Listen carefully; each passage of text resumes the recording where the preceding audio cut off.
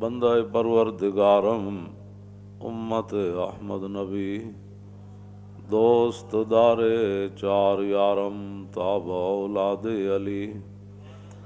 مذہب حنفیہ دارم ملت حضرت خلیل خاک پائے غوث اعظم زیر سایہ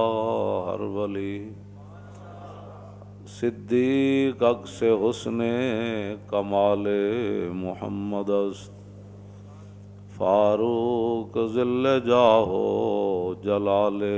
محمد است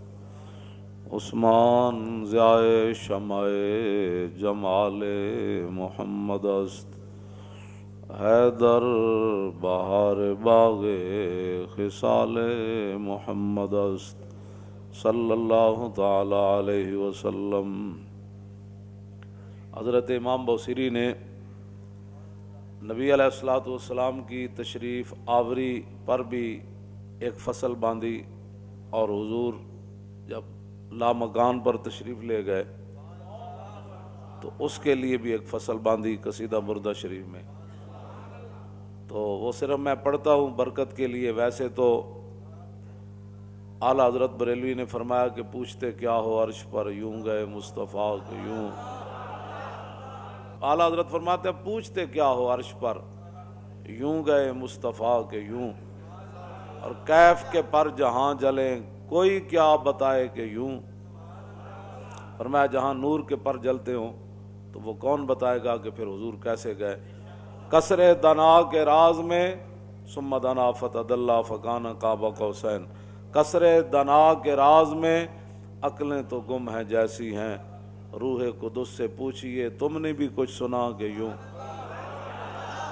تو رسول اللہ کی شان وراء الورا ہے،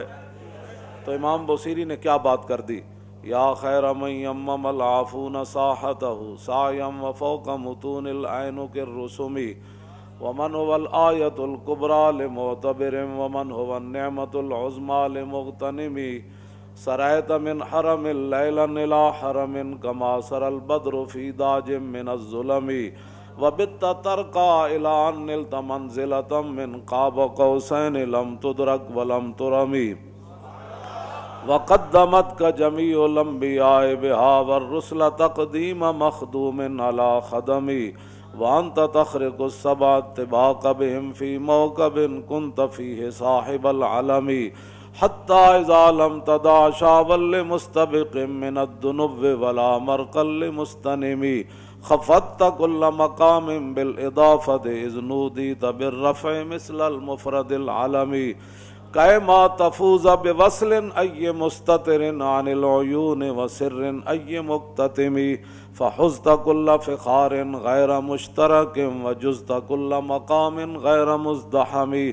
وجل مقدار ما وليت من رتب وعز ادراک ما وليت من نعم بشرى لنا معشر الاسلام ان لنا من العنایة رکنا غیر منہدم لما دعا الله داعینا لطاعته باکرم الرسل كنا اکرم الامم مولاي صل وسلم دائما ابدا۔ امام بوصیری فرماتے ہیں رسول اللہ جہاں تک گئے نا آج تک کسی کے خیال میں بھی وہ جگہ نہیں آئی۔ وَبِتَّ تَرْقَى إِلَىٰ نِلْتَ مَنْزِلَةً، حضور اس مقام پر تشریف لے گئے جہاں آج تک کسی کو خیال بھی نہیں آیا۔ اس واسطے اور نہ کسی نے اس مقام کا ارادہ کیا، بس اتنی بات ہے۔ بدو گفت سالار بیت الحرام، اے حامل وحی برتر پرام، جو در دوستی مخلصم یافتی عنانم ز صحبت چرات آفتی۔ جب رسول اللہ جو ہے وہ آگے تشریف لے گا نا تو جبریل کو فرمایا جبریل بدو گفت سالار بیت الحرام، اے حامل وحی برتر پرام جو در دوستی مخلصم یافتی انانم ز صحبت چرات آفتی۔ فرمایا تو نے مجھے دوستی میں مخلص نہیں پایا جبریل، جہاں تم کہتے رہے میں جاتا رہا، اب میں کہتا ہوں آگے چلیے۔ اگر یکسر منہ برتر پرم فروغ تجلا بسوزت پرم، بس اتنی بات عرض کی حضور آپ فرماتے ہیں میں آگے چلوں، میں تو ایک بال برابر بھی آگے ہوا تو میں تو جل جاؤں گا۔ تو پھر حضور کہاں تشریف لے گئے؟ اے مولویاں پھر جھگڑے کتوں کڈے نور بشر دے؟ ہاں جی، نور تو پھر رک گئے، پھر آگے کون گئے؟ اسی لیے حضور نے فرمایا کہ میری حقیقت میرے رب کے سوا پھر کوئی نہیں جانتا۔ بس اتنی بات ہے، اور کوئی مسئلہ نہیں ہے۔ جتنا بھی کوئی حضور کا مقام مرتبہ بیان کرے گا اپنے خیال کے مطابق، حالانکہ حضور کی شان اس سے آگے ہے۔ داتا صاحب کشف المعجوب میں لکھتے ہیں، بات تو یہ ہے احسان مندی کی، فرمایا کہ جس مقام پر رسول اللہ تشریف لے گئے تھے معراج والی رات، اگر گناہگار امت کا خیال نہ ہوتا تو حضور نے واپس نہیں آنا تھا۔ اس واسطے رسول اللہ کی شان وراء الورا ہے، اور ہمارے بزرگوں نے وہ باتیں بیان کی ہیں جن کا میں نے ترجمہ بھی ابھی نہیں کیا، تو آپ ویسے سبحان اللہ کر رہے ہیں، اگر ترجمہ ہو جائے تو حضور کی شان وراء الورا ہے۔ صرف جہاں بھی بیٹھے حضور کی شانیں بیان کریں۔ دین کی ترجمانی کے لیے بھی تو اندر کوئی دم خم چاہیے نا، ہاں جی، اس کی ترجمانی کے لیے بھی تو پھر امام احمد رضا ہونا چاہیے نا، یا امام ربانی ہونے چاہیے، ہاں جی، جو قلعہ گوالیار میں بھی جا کر اذان دے دیں، اور جب رسول اللہ کے بارے میں لفظ یتیم آ جائے تو امام احمد رضا کا قلم جو ہے وہ اپنے آپ سے باہر ہو جائے کہ بندے حضور کے بارے میں حضور کو یتیم کہہ دیا، تو اعلیٰ حضرت نے فرمایا اس کو پتہ نہیں تھا مولوی کو، اس نے کیا تقریر کی؟ حضور اقدس قاسم النعم مالک الارض رکاب امم موتی منعم قسم قیم ولی والی علی عالی کاشف القرب رافع الرتب معین کافی حفیظ وافی شفیع شافی عافی غفور جمیل عزیز جلیل وہاب غنی کریم عزیز خلیفہ مطلق حضرت رب مالک الناس دیان العرب ولی الفضل جلی الافضال رفیع المثل ممتنع الامثال صلی اللہ تعالی علیہ وسلم۔ توجہ، تو بندہ رسول اللہ کی شان جو بیان کرنی ہے تو پھر اس انداز سے پہلے بندہ علم پڑھے، صرف 4 کتابیں رکھ کے جو 2-4 اجہل سامنے بٹھا گا کیا بات کی بھئی، یہ اجہل کو کیا پتہ ہے بیان کرنے کے لیے؟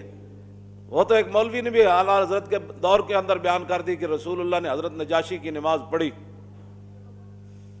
اور کہا کہ اس حدیث سے ثابت ہوتا ہے، اس نے بخاری شریف کی شرح لکھی اور اس نے لکھا کہ حضور نے مدینہ منورہ میں حضرت نجاشی کی نماز جنازہ پڑھی، تو اس حدیث سے ثابت ہوتا ہے کہ امام کا رخ اگر قبلے کی طرف ہو اور میت غیر قبلے کی طرف پڑی ہو تو نماز جنازہ ہو جاتا ہے۔ اعلیٰ حضرت نے فرمایا اس جاہل کو یہ بھی نہیں پتا کہ مدینہ منورہ سے حبشہ جو ہے وہ قبلہ کی جانب ہے، حبشے کی طرف، ہاں جی، تو پتہ بندے کو یہ بھی نہ ہو اور بندہ بخاری کی شرح لکھ دے، ہاں جی،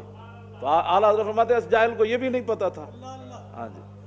تو لوگ ہمارے اس طرح کے آج کل بڑے بڑے جناب، حضور نے فرمایا نا یکون فی آخر الزمان دجالون کذابون یاتونکم من الاحادیث ما لم تسمعوا انتم ولا آباؤکم فایاکم وایاہم لا یدلونکم ولا یفتنونکم۔ حضور نے فرمایا ایک وقت آئے گا میں آخری زمانے میں بڑے بڑے فریبیے پیدا ہوں گے، بھائی جن مسائل کے اندر امت خاموش ہے، جو ہمارے بزرگ مسائل حل کر چکے ہیں، کن کے کہنے پر تم نئے نئے مسائل کھڑے کر رہے ہو؟ اس وقت ان مسائل کا وقت ہے، اس وقت تو مسائل کا وقت یہ ہے کہ برما میں کیا ہوا اور دہلی کی جامع مسجد کے امام صاحب کی آنکھیں نکال دی گئی۔